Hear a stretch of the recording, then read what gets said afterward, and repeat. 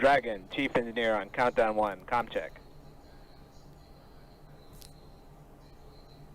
Chief Engineer, Dragon, we've got you loud and clear, Bala. Chief Engineer, loud and clear. This completes the Falcon 9 responsible engineer comm check.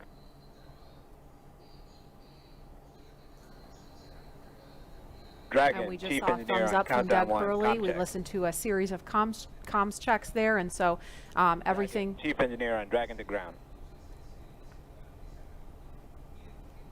Loud and clear on Dragon to ground. Loud and clear. Well, good luck, and let's see if the rain clears up.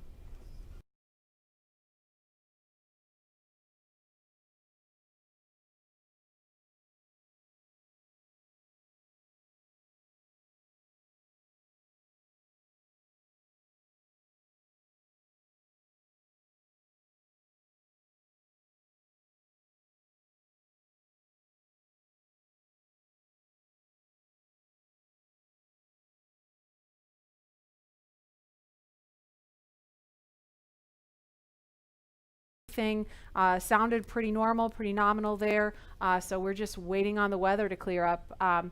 But again, there's a live look at Launch Complex 39A, the site of 82 space shuttle missions where they began. And of course, Apollo, the first mission to the moon, Apollo 11 lifted off from 39A. And Leland, you were just 5 years old when that happened.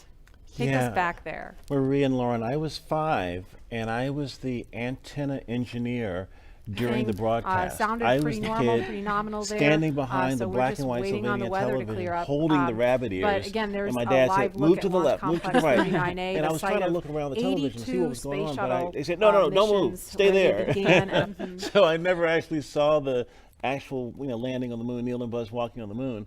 And the next day, all my friends in my community were like, yeah, you want to be an astronaut? We just had this momentous thing. I said, no.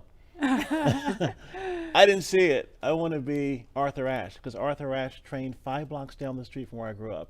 And my dad talked about his excellence, his perseverance, his athleticism. And so it wasn't until I got to NASA, working as an engineer at NASA Langley, that a friend of mine said, you'd be a great astronaut. And I just laughed at him. And I didn't fill the application out, but another friend of mine got in, Charlie Camarda. And I said, if he can become an astronaut, I can become one.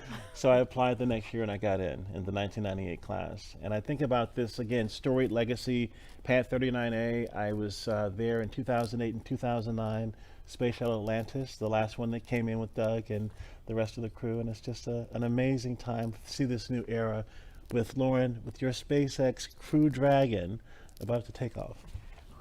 I never heard that story. That's I've got a million stories. A We look million forward stories. to wow. And it's so cool that you do have a lot of these kids that are watching today who have never seen a flight, a human space flight from KSC before, and this is their first time. And I'm trying to remember back. I grew up in the shuttle era, and I grew up in Los Angeles, and I remember sometimes when the shuttle would land at Edwards Air Force Base, you'd hear those sonic booms, Double and sonic boom. you Boom, hear the boom. double sonic booms Yeah. in school, and we all just knew, oh, that's the space shuttle. It was just a Right. thing. We just Right. knew about that. And it did make me sad that there's an entire generation of kids who didn't grow up with that experience. And I'm just so proud that, today, hopefully we get to provide that for kids and hopefully have more and more of these launches to the point where it becomes routine, hopefully never Right. boring, but routine.